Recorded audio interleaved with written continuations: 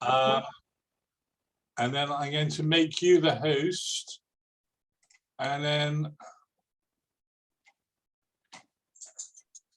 okay, you're the host now. So Okay. over to yourself. Thank you. Thank you.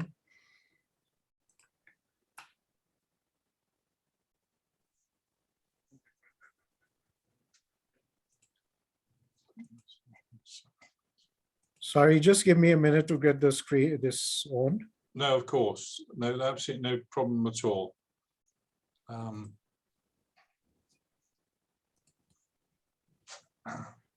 Tim and Charlie, what I forgot to say was this is, I've organised an Indian Mutiny and Culture Tour of India in November this year. Binder, who's put the tour on, has kindly got Raji involved in this. So this is as a result.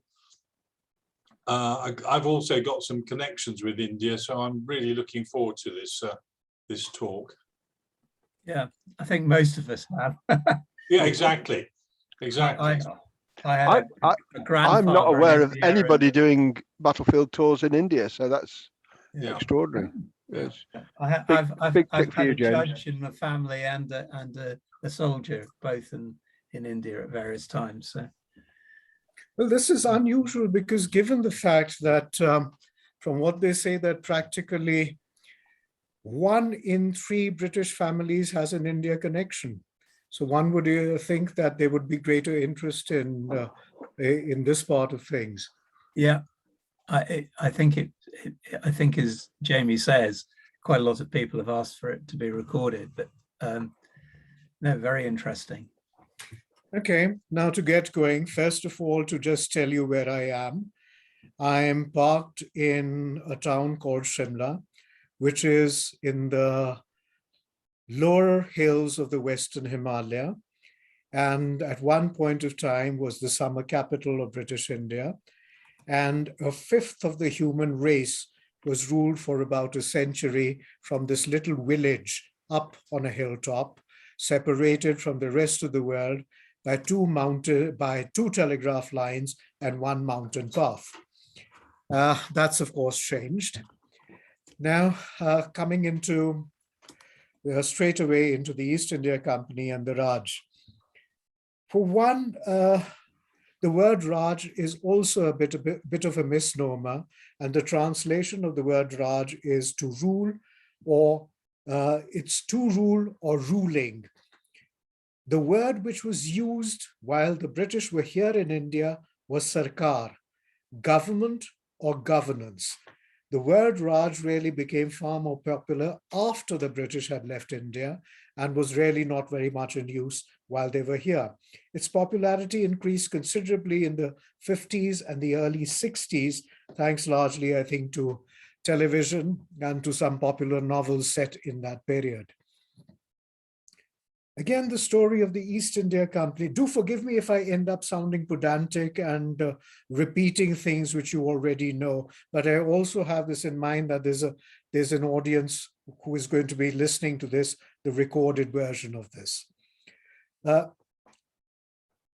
story of how this company came into being has a rather strange origin, and its origins really lie in the kitchens and slaughterhouses of Britain in the 16th and the 17th centuries.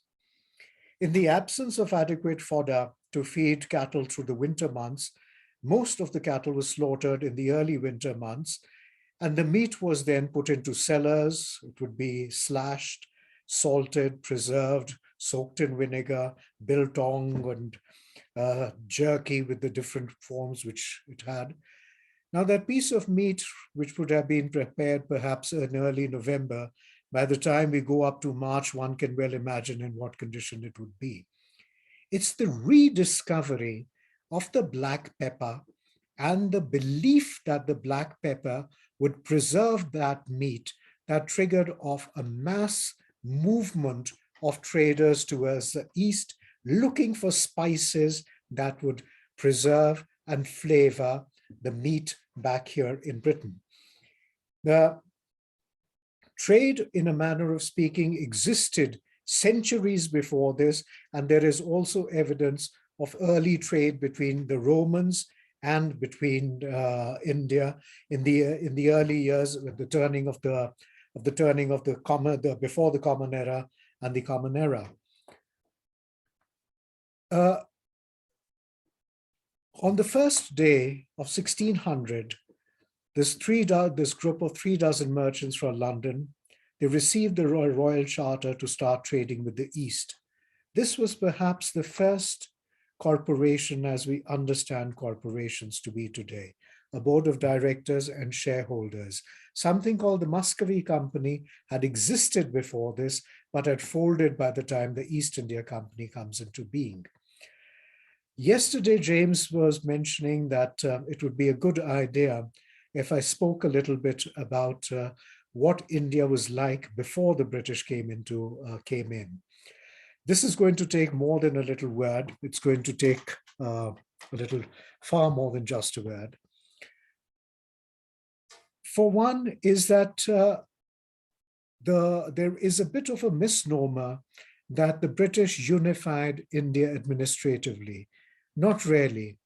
India was ruled by one king, Ashoka, about 3 centuries before Christ, and he ruled an empire which would be about 3 times the size of whatever the East India Company and subsequently the British ruled across India.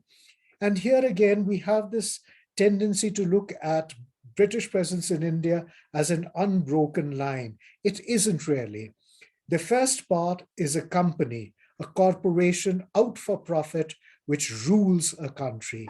It's the second part, after 1857 to 1947, is what we would correctly call the Raj, where India enters into a direct relationship with the crown. Now, if you look at the map, which is up on the screen today, at the moment, this is the Mughal Empire, the greatest extension of the Mughal Empire, and it covers practically all of India and the Indian subcontinent, including Afghanistan, almost all of Pakistan, all of Bangladesh, parts of Burma, and goes deep down into the southern part of India. This is under the Emperor Aurangzeb. The northern part of India had a huge civilization about 3,000 years before the start of the Common Era, what we call the Harappan Valley Civilization or the Indus Valley Civilization. It was a civilization that was based around valley floors and covered a very substantial part of northern India, even moving a little bit towards the southern part of India. But this was a civilization, again, lost to history.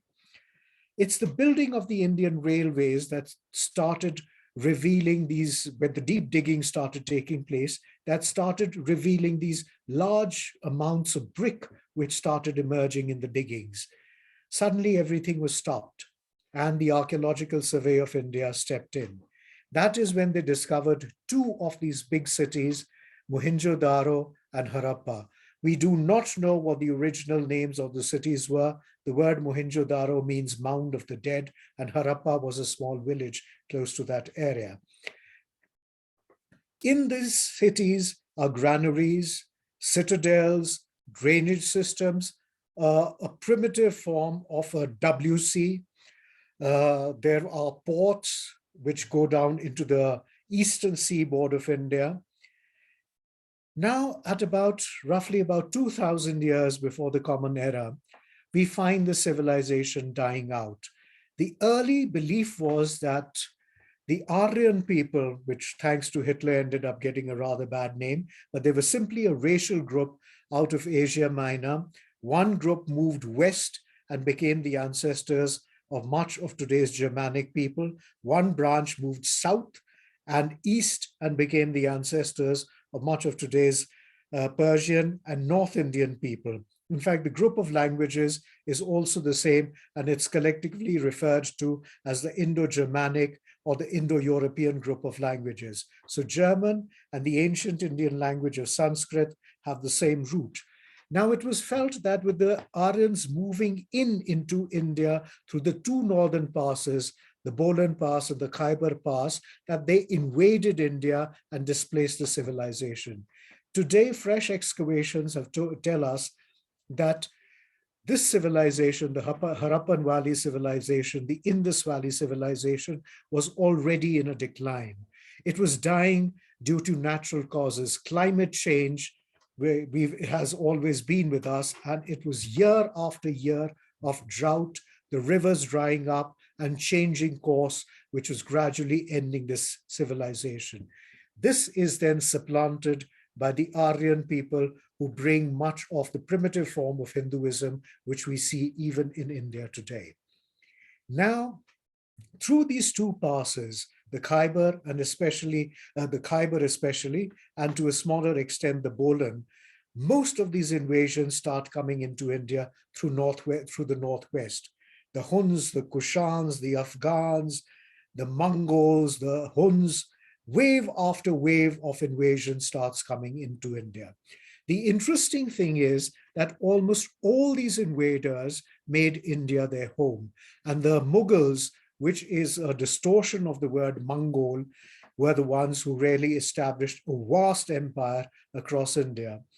The Emperor Akbar was a contemporary of Elizabeth I, and he had an income estimated to be between 30 to 35 times the size of what Elizabeth I had. Today, we also know that at that point of time, in the world's GDP, all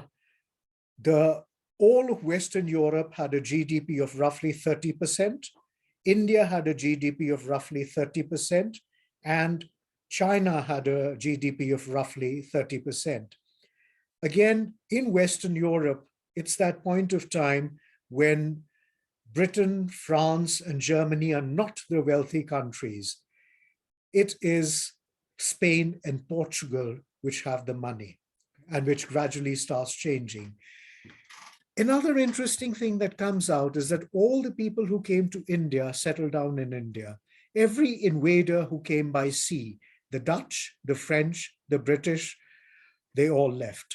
One can't really put one's finger onto why exactly it happened, but it did happen. And the traces they left behind are gradually just being flattening out and are being absorbed with the greater India, if you will, because India has had this enormous capacity to simply keep absorbing. This is also its cross, it's also its greatest strength. It's the world's oldest unbroken civilization, going back almost 5,000 years.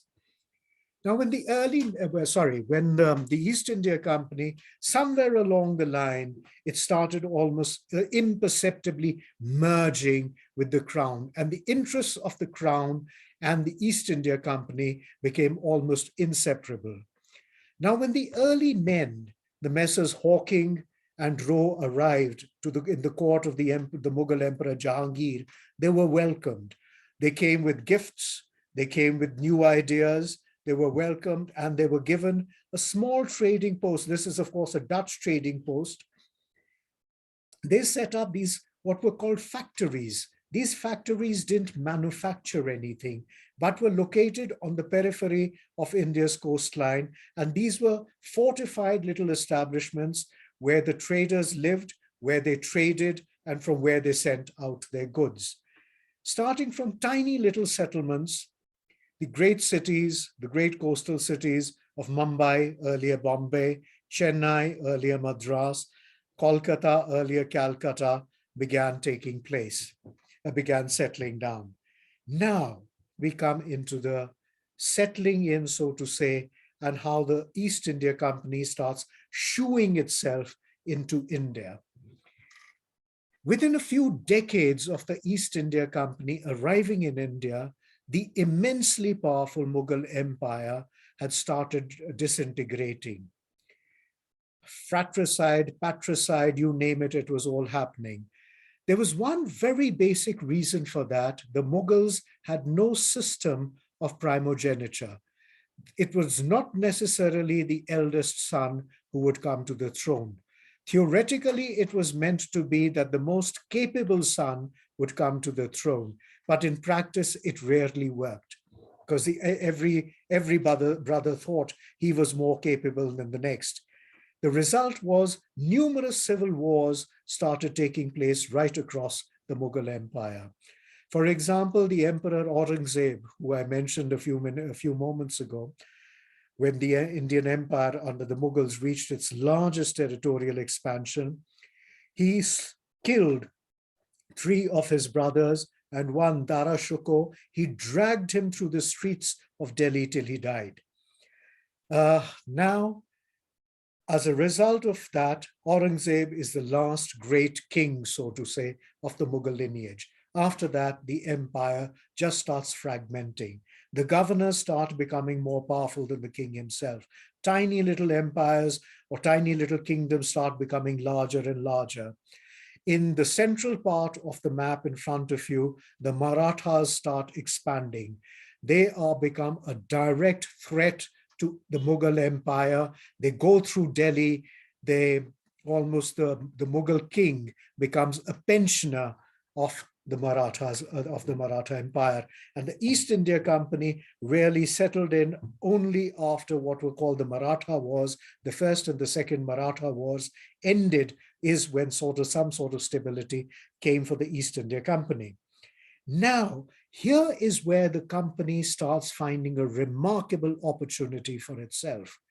It starts interfering, if you will, or moving into the ways of, into the country. It starts helping somebody, supplies arms to somebody else, disintegrates another little thing, all for the simple reason of gradually expanding.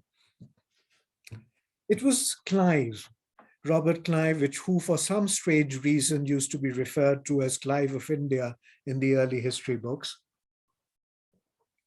It was the defeat of the French in the battle, the battle against Dupleix in the southern part of India. And secondly, the Battle of Plassey, which brings the East India Company to the fore and makes it almost like a controlling force across India. It was Dupleix whom he defeated because the French were also expanding very rapidly in the southern part of India. And there were 5 major establishments which had been set up by the French in different parts of India. It's only after the defeat of Napoleon that the French were confined to those 5 establishments.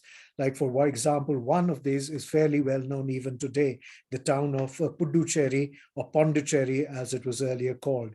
And the streets are still Rue so-and-so, and till very recently, the police even wore képés.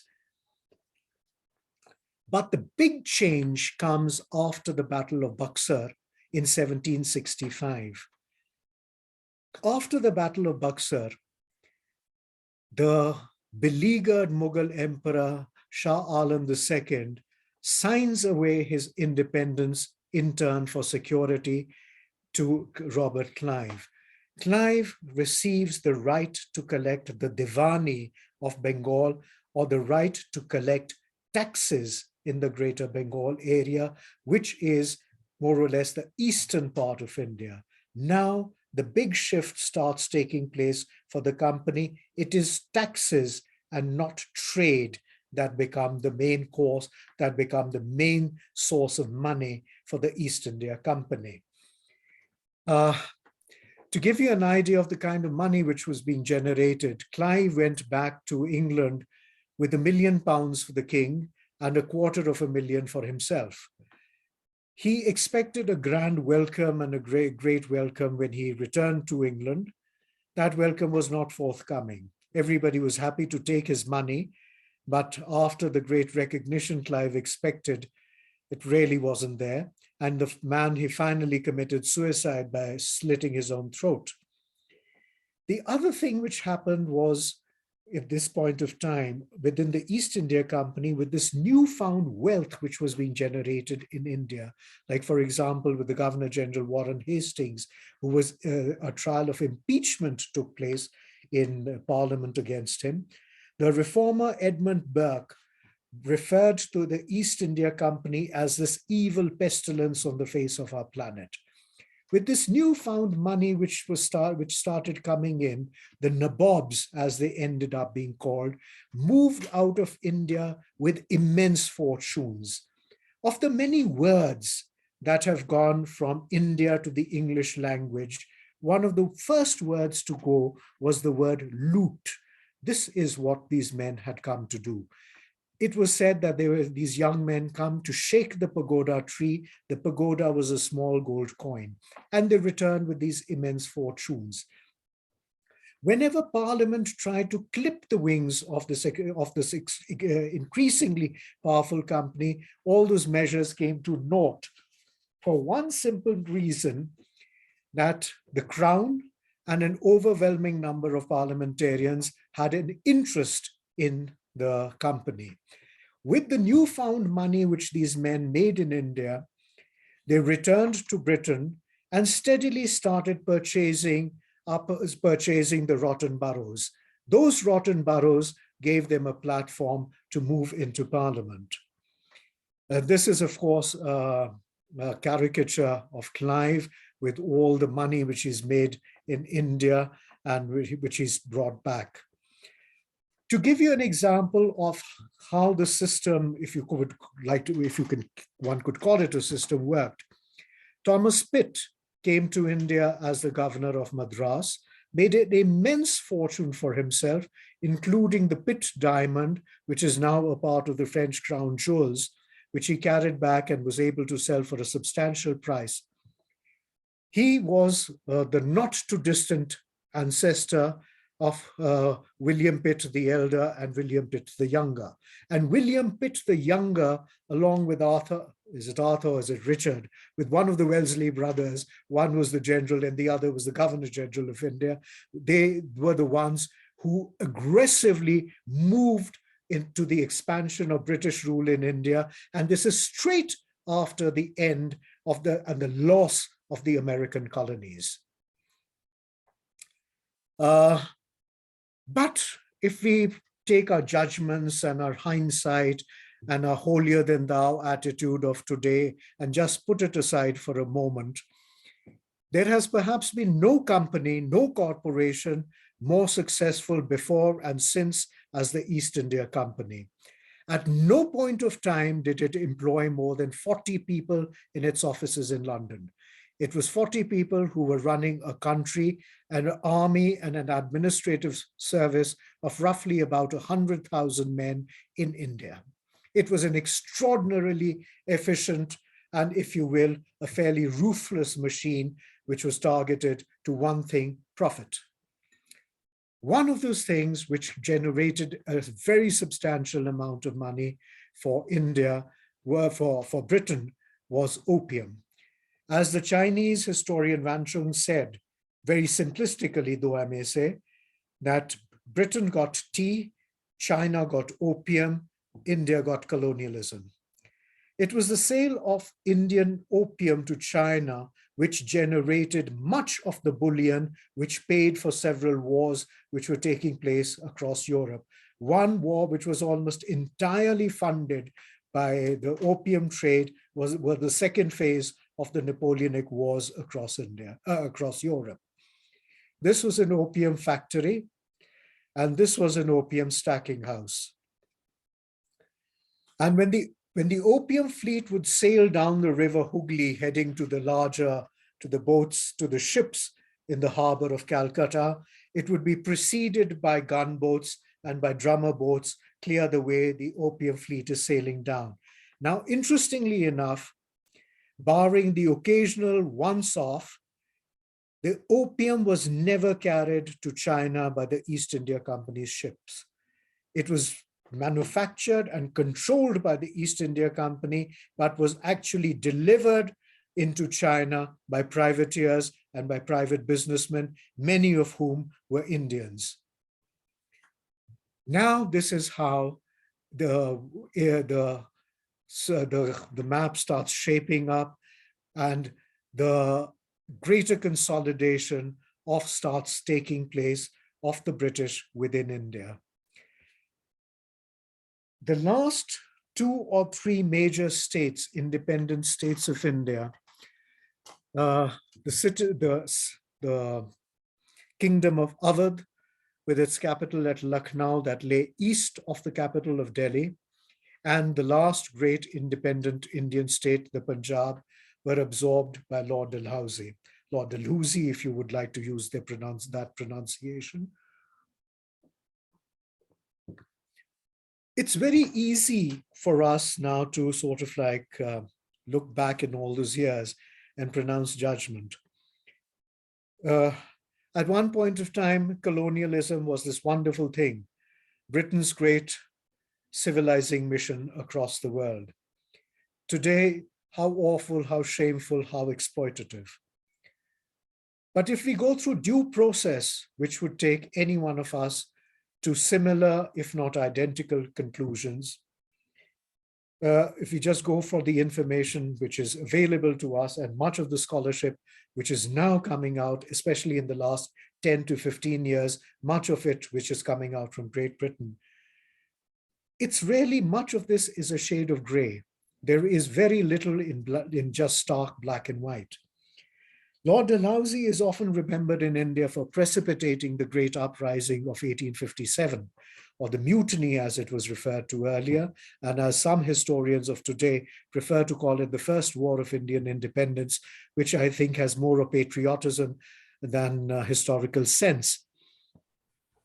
Dalhousie passed these 2 laws, which was one, what he called the doctrine of lapse, and the second, what he called the principles of misgovernance.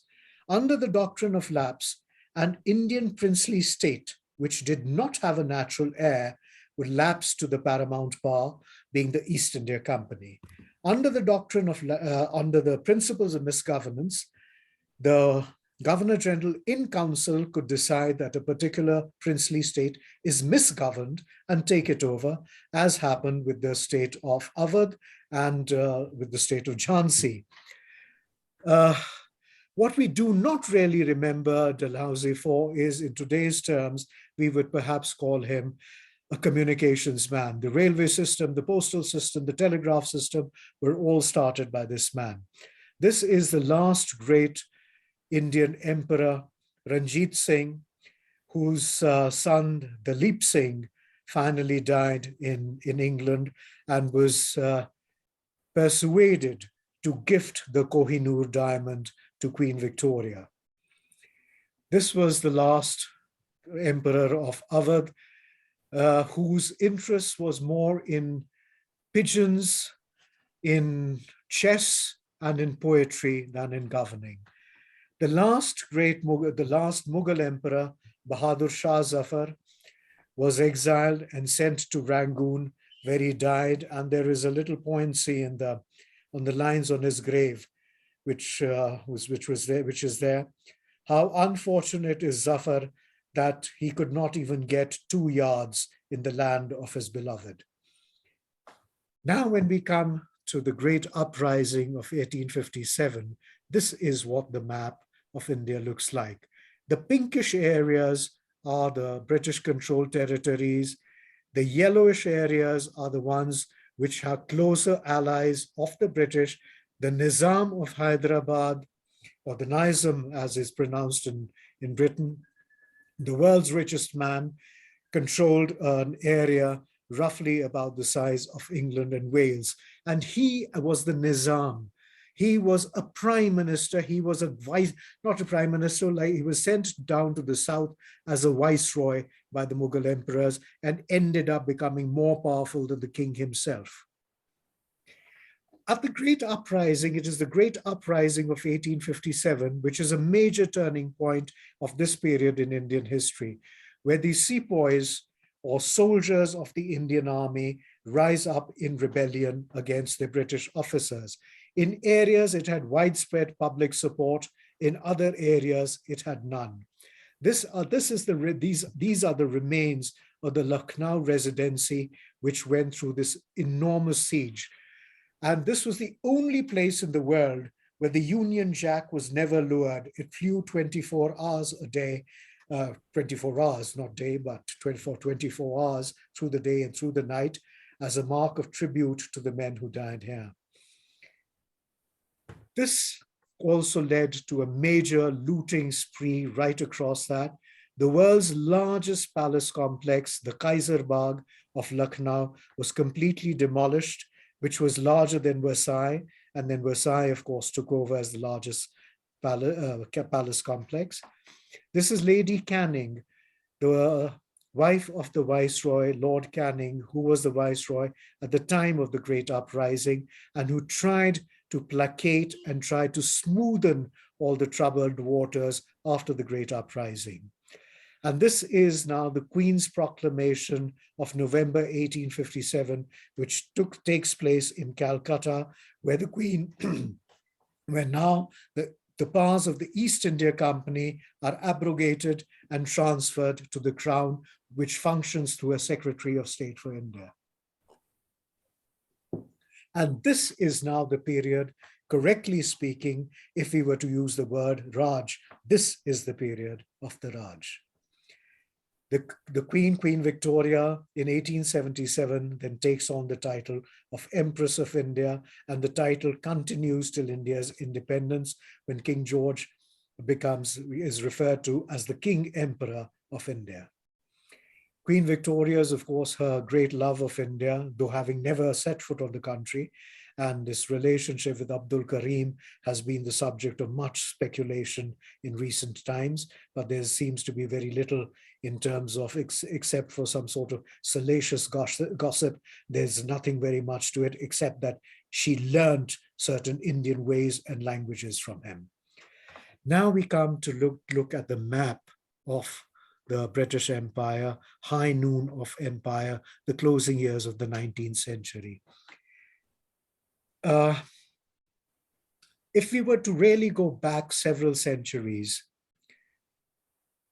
the first millennium of the Common Era really belonged to the East. All the great civilizations lay east of what is today's Suez. You could even include Egypt in that, Mesopotamia, China, India, Japan. As one historian put it, a little crudely, I think, but perhaps a little, and also with a level of exaggeration. He said that there were great cities in the East when Europe had barely stopped swinging from the trees. Well, that's really stretching it. But all the great civilizations were towards the East. Rome also became wealthy only after it had captured Egypt, and the wealth from Egypt started flowing towards Rome. All that starts changing after the two great voyages.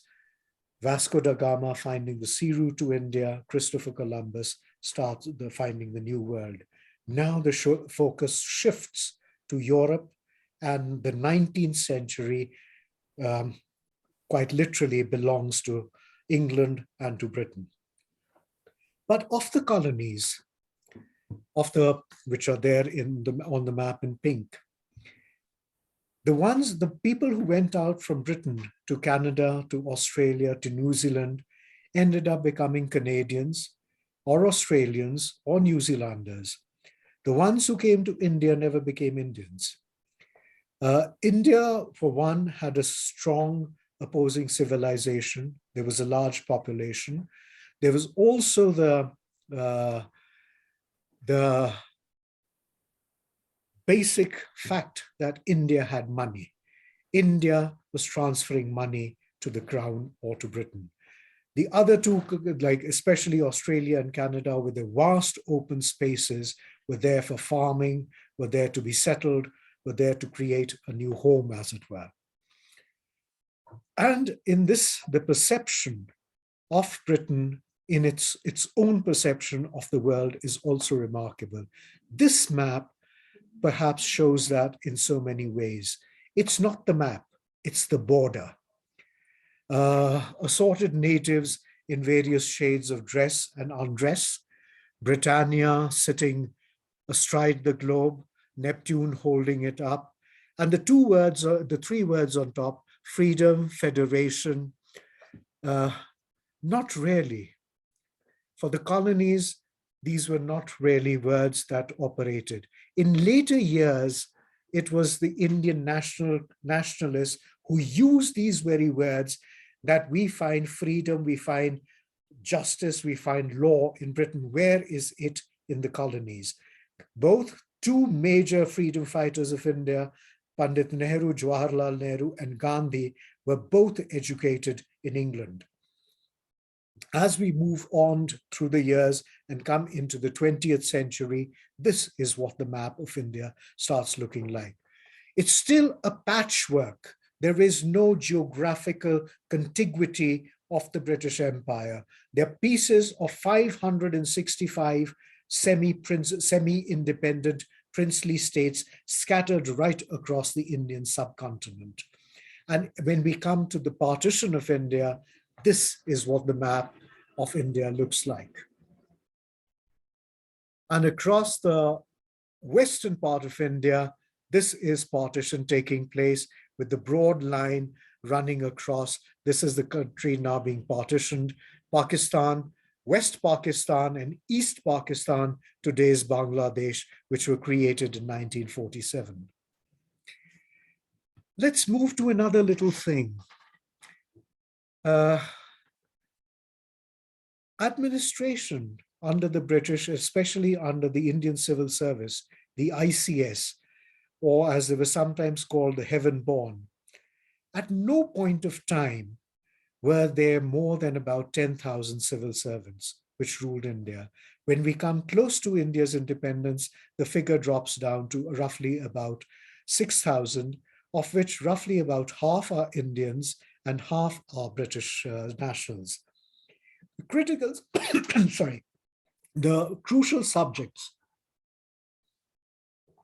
law and order, were always with British officials.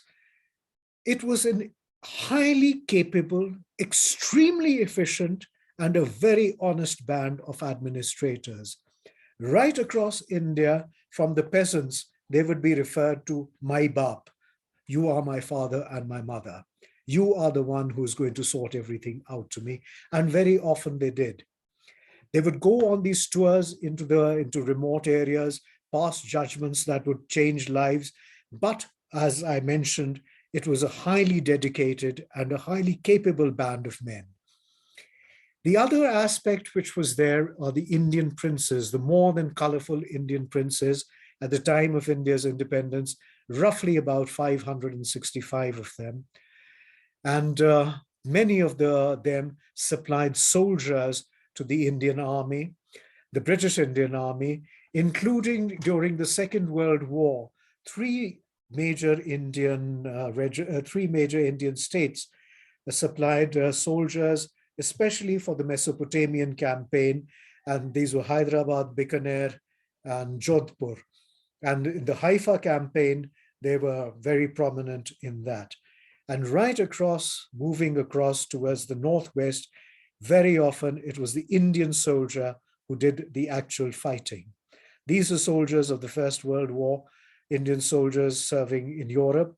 Roughly about 70,000 Indian soldiers died during the First World War.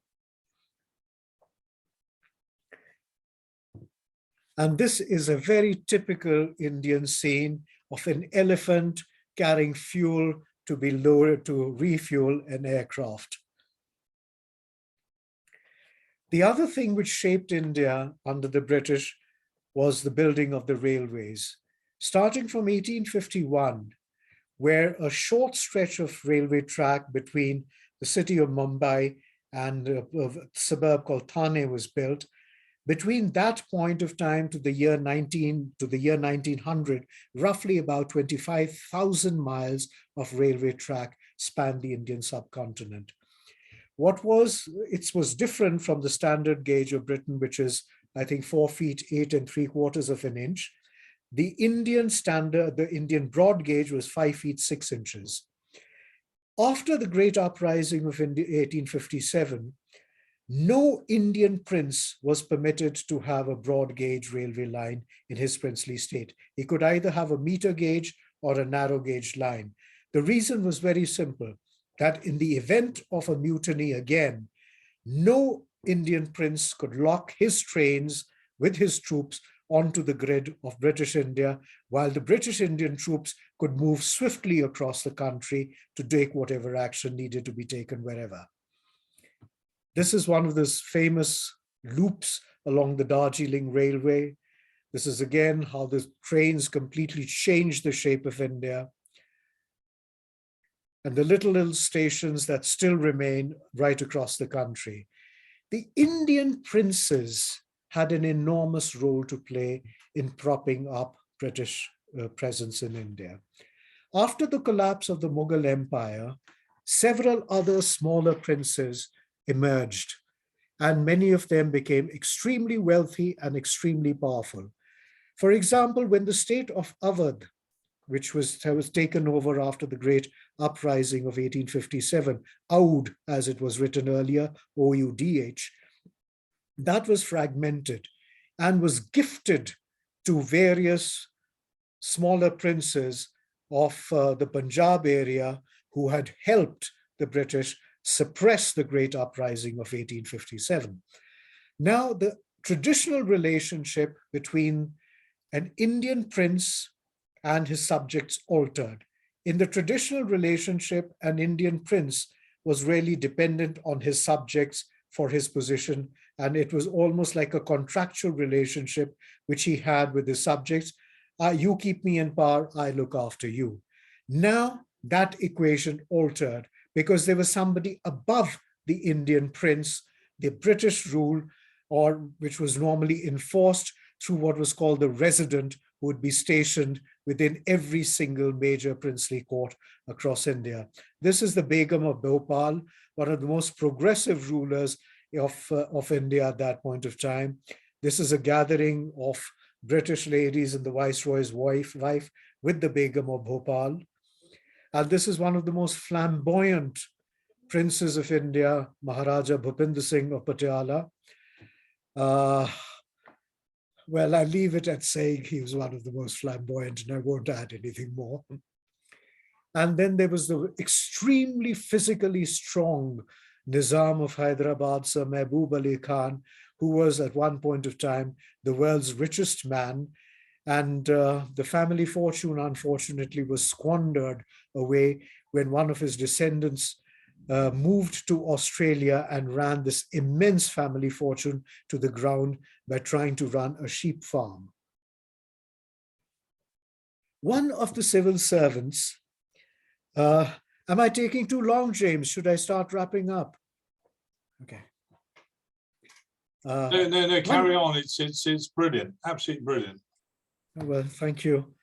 One of the civil servants who served in India was Alan Octavian Hume, the grandson of the very wealthy and celebrated British politician Joseph Hume. He came to India and was posted as the collector of the Etawah district in northern India. This is the time of a great famine which was raging across India, the 1870s. A great darbar, a great gathering was being held by the Viceroy Lord Lytton to celebrate the crowning of and the designating Queen Victoria as the Empress of India. And income tax had also been imposed in India at the same time. Hume opposed both these measures, both the darbar and this great gathering and the enormous amount of money being spent while there was a famine on, and he also opposed income tax. Not unexpectedly, he was sort of relegated to the sidelines, and he finally resigned from the Indian civil service. Now, he was a man of hobbies who drove his hobbies long and hard. One of them was collecting, he built an immense ornithological collection. Much of his birds are still there. The collection is still there in the London Museum of Natural History. After that, he moved to this belief, if you will, called theosophy. And he was hugely influenced by this lady, Madame Blavatsky, and her protege, Colonel Olcott. Now, partly under their influence and partly through his own thinking, he decided to create an organization the Indian National Congress and to create a platform which would bring the British and the Indians as people closer together. Strangely enough, but not unsurprisingly, that is the organization that completely broke away from what Hume had planned and finally spearheaded India's national movement. This is the first session of the Congress in 1885. Now, at that point of time, all the Congress asks for is a greater say in governance. At no point of time is there talk of independence. At no point of time is there talk of even a dominion state. India doesn't want it. India is quite happy with the British being there. It's till in the Congress in 1909 at its annual session again says, we want a greater say in the governance of our own country. All that changes in 1919. After a massacre which took place at a place called the Jallianwala Bagh in the city of Amritsar, where an unarmed crowd was fired upon by this man, General Dyer. That completely changed everything. Now, India says complete independence. Much also has happened. A promise, a half promise of freedom has been given for India at the end of the First World War. That you help us in the First World War, you give us the money and the soldiers, don't oppose the war, and we'll sort of give you independence. That promise wasn't fulfilled. It's also the arrival of Gandhi on the scene by then. Gandhi is the first man perhaps in the world who was able to amass and direct public opinion in a particular direction. And in his case, non-violent causes, non-violent moving towards the independence of India. This is an image of Lord Curzon, arguably the grandest viceroy of them all. Gandhi with Lord Mountbatten. Lord Mountbatten has left us with a very ambiguous legacy. We do not know much of what went on in that man's mind. There is a move to declassify some papers which are still being held under classified as a classified document. They were to be declassified, but then the cabinet about 4 years ago ruled that they will not be declassified at the moment. I, for one, would be very curious to say what those papers contained. And this is now at the end, on August 15th, 1947, India gets independence, but remains a dominion. And Mountbatten becomes the first Governor General of independent India. And with him is Rajagopalachari, who becomes the second Governor General of independent India. This is a status which remains up to the enactment of India's constitution in 1952. And this is, of course, the lecture for freedom. And this is what was the star of India, and with the motto of the Raj, heaven's light, our guide. I end here and will be very happy to take any questions. Well, thank you very much indeed. That was a brilliant talk. If you all want to demute yourselves, anybody got any questions? Charlie? Yeah, I was going to ask about some of the legacy from, you talked about the railways and the administration and the legal system. How much has that now changed? And how much would I recognize it if I came out to India?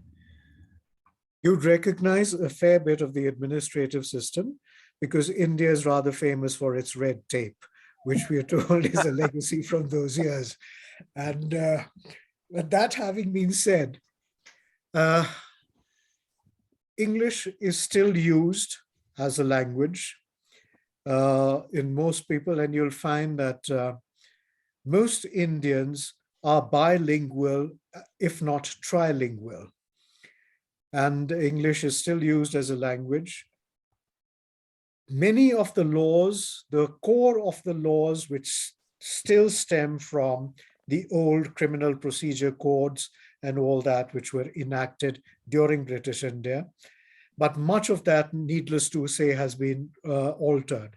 So you would have, say, the Act of 1858 modified now in 2016.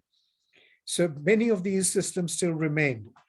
But if one was to isolate a single worthwhile legacy of the Raj, it would be the rule of law. That is one thing which Britain gave India, and which I think, for what little it's worth, is still a very substantial legacy. Because this is a question I'm asked very often. Name one thing which you think is a long-term legacy. And similarly, I'm asked another question of a slightly different nature. Name the one thing that India has given to the world which is worthwhile. And for that, well, just to answer that, though I've made the question myself, it's literally zero. It's the zero, which has completely changed the way we do everything in the world. The zero comes from India. I hope that answers your question, Charles. I just wondered what people thought. I can understand the red tape challenge. Yeah. So there's another aspect to this, which if I were to look at this, I would think is that has not been, which is perhaps the most unfortunate thing of Britain's legacy in India and perhaps in the other colonies also, is that the Eurasian or the mixed blood community, which is over 1 million strong today in India, though many of them have moved out of India. At the time of India's independence, 4 seats were reserved in Parliament for various communities. One of these seats was reserved for the Anglo-Indian or the Eurasian community in India. And for several years, it was this one particular MP, Frank Anthony, who was the MP there. He ended up becoming a very successful educationist and publisher also. He also wrote this book, Britain's Betrayal in India, which focuses completely on the mixed blood community of India, how they were completely sidelined and used by Britain to sort of like almost like a buffer and almost as cannon fodder in so many ways. That is perhaps one of the great tragedies of this relationship. So many of this community have now moved to Canada and Australia, where they found fresh homes. I hope that answers that. Yeah, that's an interesting thought. Tim, you've got a question. Yeah. Well, first of all, just to pick up on the number 0, what I'd heard was that when the Crusaders engaged with the Islamics, they didn't have the number 0, but they learned it from the Islamics. But I think you're probably telling me that the Islamics actually learned it from the Indians. Yes, it is the story of, because this is the trade between the Middle East and India. So much has traveled from India to the Middle East and subsequently to the West. Not just the 0, to give you another little sidelight, the very popular story of Aladdin and his cave. Now that actually again comes from India, where this king, Alauddin Khalji, invaded the southern part of India and came back with this huge treasure. So Alauddin became Aladdin, and that is how the story moves to the West. Interesting. So my substantial question relates to World War I, which will not surprise James at all. I'm a bit obsessive about World War I. And I will just take the opportunity to thank you on behalf of Britain for all the Indian soldiers that came over in World War I and World War II, huge numbers thereof. I don't think we did right by India at all. That's my opinion. Now, in terms of the Western Front, now this was something that I heard many years ago. I'm just asking for for your view on this. I understood that early in the war, quite a lot of Indian soldiers were taken to the Western Front, where they fought on the Western Front and so on. And there are certain Indian groups, so I'm thinking of the Sikhs, who are a martial group and so on. So they've got a kind of long culture of fighting and so on. But then I heard that it was recognized that these guys really struggled with the cold weather and so on. So thereafter, now I know there were a lot of casualties because I've seen the Indian cemetery, the memorial on the Western Front. So thereafter, I'm not sure how many were kind of shifted elsewhere, but then troops coming from India were generally used elsewhere. So in the Middle East, in Palestine, fighting the Ottoman Turks. Can't off the top of my head think of Gallipoli. I know a bit about Gallipoli. Over there. They were, Over yeah. there. So Yeah. generally Indian troops then used in hot places. East Africa, I'm sure, Yes. will have had them. So when I lived in Kenya, I know a lot of Indians were taken over for use on to work on the railways and kind of provide a kind of middle class contribution and shopkeepers and so on. So the main question is, can you just kind of confirm my understanding of Indian soldiers on the Western Front, and were their numbers reduced? They fought, I may not have the pronunciation correct, the Somme, S-O-M-M-E? The Somme, yes, the Somme, They fought there. Right. And many troops were, and the two pictures which I put up of the First World War, those were Sikh troops. Right. Their character, they are very, very distinctive because of their turbans and their beards. Because many of them were sent for recuperation to Bristol. There was a large center in Bristol which had Indian troops which were recuperating there. And yes, there was a large movement. There was a fair bit of the Indian troops there. And the Sikh soldiers, or the Sikhs in general, are immediately identifiable by these 5 symbols they have: the long hair, the turban, the steel bangle, the sword. Now, Tim, to add a little bit to why you mentioned as a martial race. Now, earlier on in the talk, I mentioned that how all these invasions had come overland from the north. Now, the Punjab, from where the Sikhs are, and a couple of other states, these are the frontier states. These were the areas which dealt with every single invasion. This was the front line. Right. Now, if you look at the patterns of urbanization across India, almost every single major city in this part of India is focused around a defensive position: a castle, a fort, some sort of a defensive position. The moment you move to the southern part of India, almost every single city is focused around a place of worship: a church, a temple, or a mosque, because these were places protected from all these repeated invasions. There you are. Brilliant. Yes, that's very insightful. Thank you. Excellent. Excellent.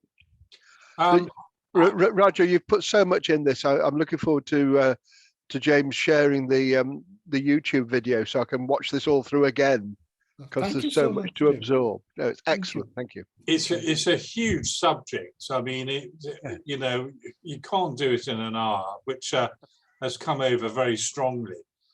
I've got a couple of questions. One of them is more of a statement than a question, but I used to live on the road where Gandhi lived when he was in London, which was in Barons Court. So I used to pass his house where he used to rent every single day. But my question is, how did the caste system evolve? And how did the caste system evolve? Is my question. This is a very tricky one. Now, in the traditional Hindu order, is that there are 4 castes: the Brahmins, the Brahmins, the Kshatriyas, the warriors, the Vaishyas, the traders, the torso area, and then the lower caste, the Shudras, who are the menials. In the traditional order of things, everybody could move from one caste to another depending on whatever he was doing. If he was a teacher, he could also become a warrior. If he was a warrior, he could also become a teacher and shift between these castes. No, I'll bring it through. The major change Did you make me a drink?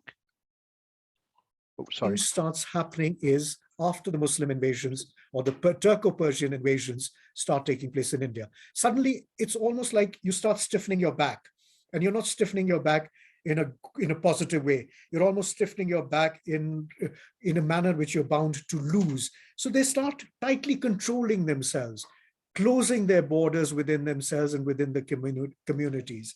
Now, within the larger part of things, the larger caste system is still flexible. It's the inner part of what are called the subcastes. So within a caste, you would have is numerous subcastes. Now, for example, this may seem very odd to you, for all I assume you may be practicing or non-practicing, but you're all Christians.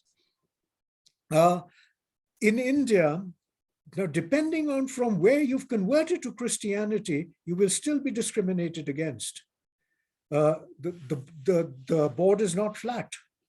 So, he's a Brahmin Christian. He is a lower caste Christian.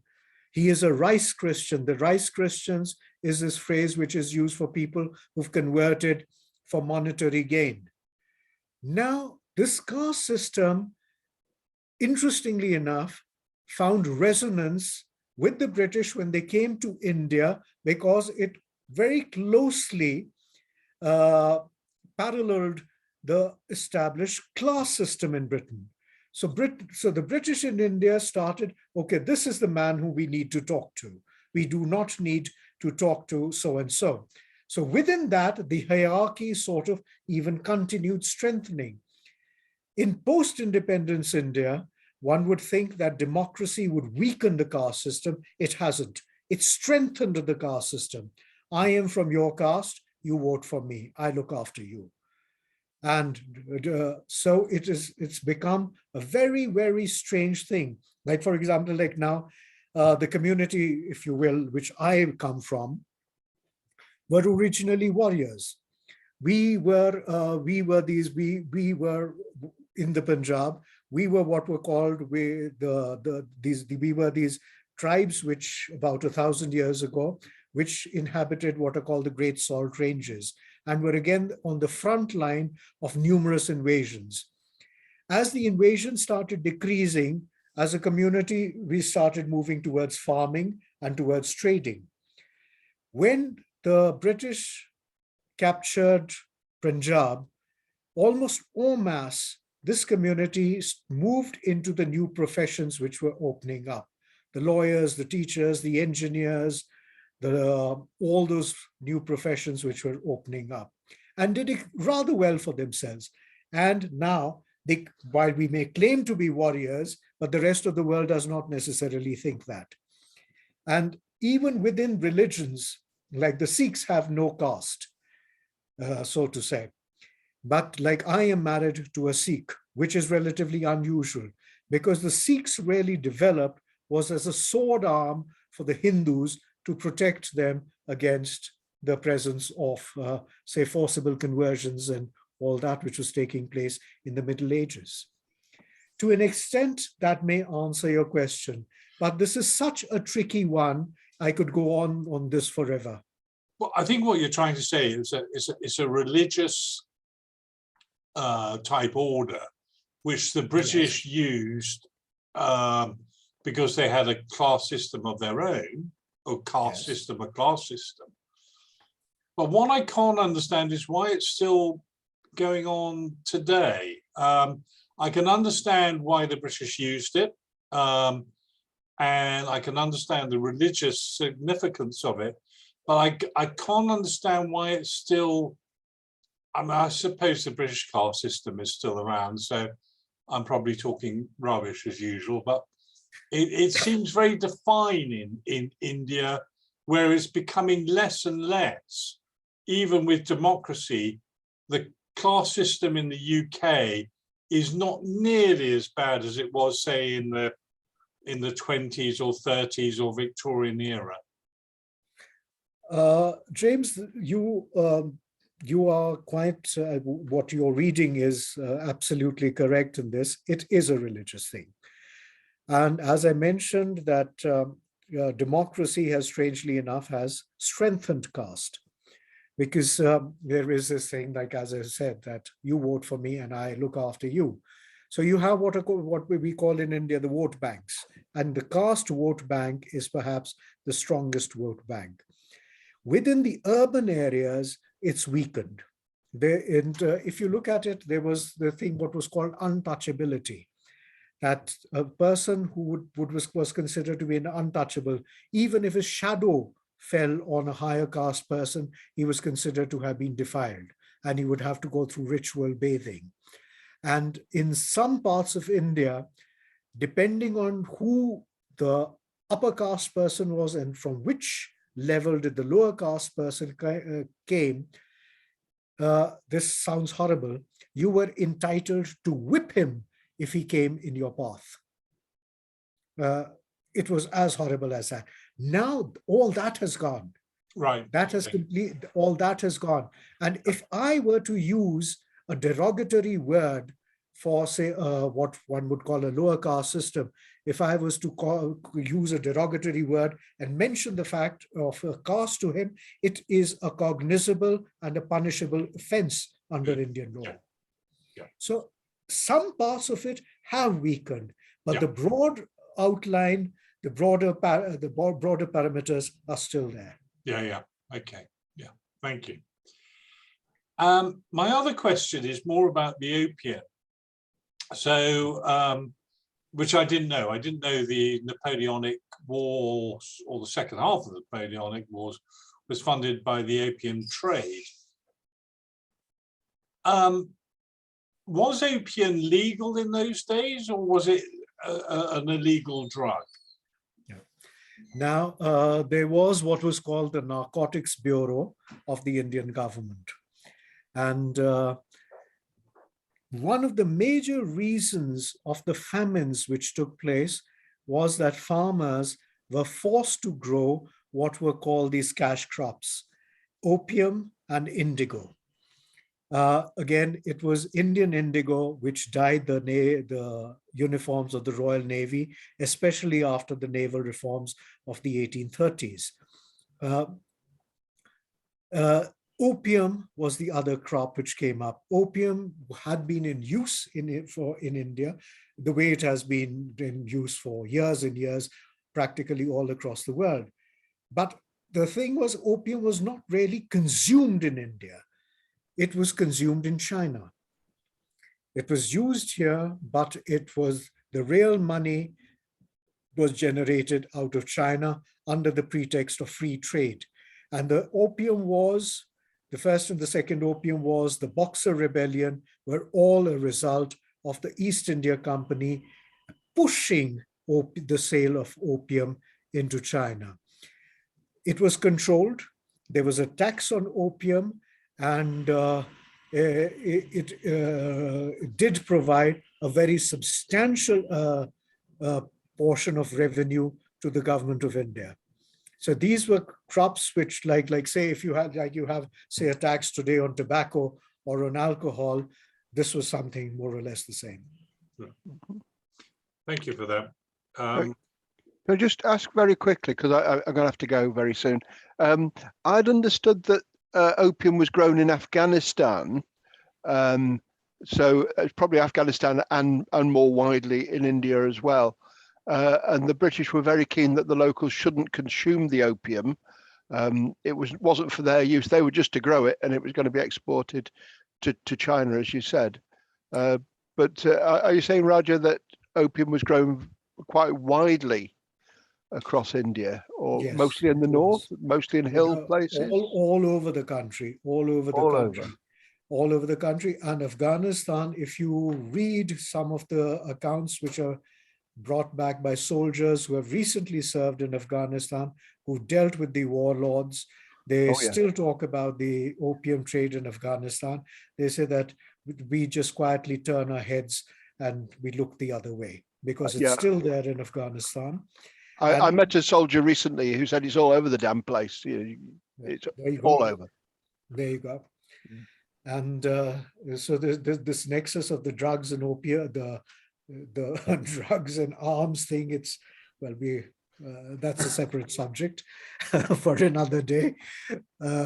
But yes, opium was grown in India. Its growth is illegal today, but given India's size and given the remoteness of some parts of India, it is still grown, it is still in use, and in some places it is even used as a ritual blessing. You sort of lick the opium. We've had major issues in the state of Punjab, which is this North Indian states from where the Sikhs come, and there is also the wide belief that this is all being smuggled in from across the border. But there it is. And we have a generation at the moment there, which is really a victim of opium and, how should I put it, more refined forms of opium. Yes, we can't grow opium in the UK, but in controlled circumstances, marijuana is Yes. grown quite well. I used to work for Greater Manchester Police in the IT department, so my colleagues were forever going around with helicopters looking for the temperature signature for buildings that should be that are warmer than you'd expect them to be, and then they'd break down a door and go and find lots of plants in there and so on. Yeah. Well, where I live, cannabis is quite literally a weed. It's all over the hills. Yeah. Well, natural plant. I regret I have to go. Absolutely fascinating. James, when you post this up, I'll catch the very last question. So Super. Okay. thank you so much, Raja. I was so pleased to talk Absolutely this a today. pleasure. Absolutely. So was I. I'm going to go as well. Thank you very much. That was Absolutely a really pleasure. Not at all, interesting. Charles. And look forward to looking at the possible tour. The tour you're doing to India, Jamie, is that open? Yes, it is. It's going to be in November. Right. And it's a sort of Indian mutiny and culture tour. What I'm trying to do is combine the two. So we're going to go to the places which Raji has mentioned, but also there's a bit of culture in there as well. Okay. All right. Thank you. Yeah. Right. Trevor, have you got any questions at all? No, I can't think of anything. I was amazed and fascinated by the talk. You probably noticed I joined late, unfortunately, but I'll look at the recording to have a look at the Yeah, I'll rest. send you the link, Trevor. Yes, that'll be great. I made a note. Fantastic talk. Very interesting. Yeah. Thank you. Yeah. Lisa, I don't know who you are, but have you got any questions you want to ask? No. Okay. Raja, I know it's quite late in India now, so I'll bring this whole thing to a close. I can't thank you enough for a very, very interesting talk. I mean, you covered a huge area of history extremely well, and I've learned an awful lot, and I think it was really one of our best talks we've ever heard. It was absolutely amazing. So thank you very, very much indeed. James. Thank you so much. That's most kind of you. Thank you very much. Thank you. Yeah, Thank you. no, it was good. Good. Thank you. Well, good night, everybody, and we will resume our talks in October. During the summer months, the amount of attendees drops off because of the weather getting better and people going out to have family meals, etc. So we'll resume in October. But I think we would like for you to come back and perhaps do a Pacific talk on something. That would be absolutely marvelous, because it's been so interesting. And I know there's a lot of people behind the scenes who want to have a look at this talk, because as you say, Britain is so linked with the India, it's unbelievable. So, and to get it from the Indian perspective is so interesting. And your talk was absolutely fascinating. So thank you. Thank you so much, James. Thank you. Thank All you right. and good night. Good night. Well, good night, and good night, Trevor. And Yes. see you anon. Take care. Bye.